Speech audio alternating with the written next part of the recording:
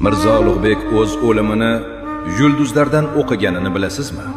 U osmonda Mushtari va Zuhal yulduzlari to'qnashuvini ko'rdi va dahshatli haqiqatni angladi.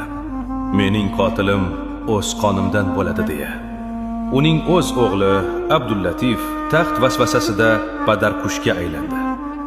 Johil dindorlar uning quloqiga "Otang yulduzlarga qarab dindan chiqdi, u kofir bo'ldi" deb qo'yishdi. Va o'g'il o'z otasiga qarshi fatvo, o'lim hukmi chiqartirdi. 1449-yil kuz.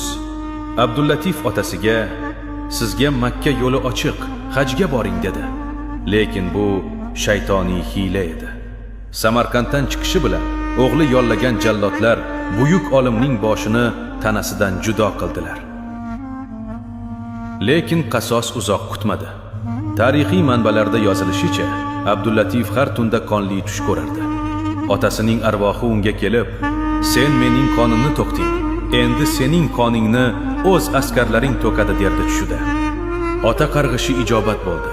Alisher Navoiy yozganidek, o'tar dunyo maslahati uchun donishmand va podshoh otasini o'ltirdi va padarkush taxtda bor yo'g'i 6 oy o'tirdi va o'z askarlari tomonidan xuddi itdek o'ldirildi.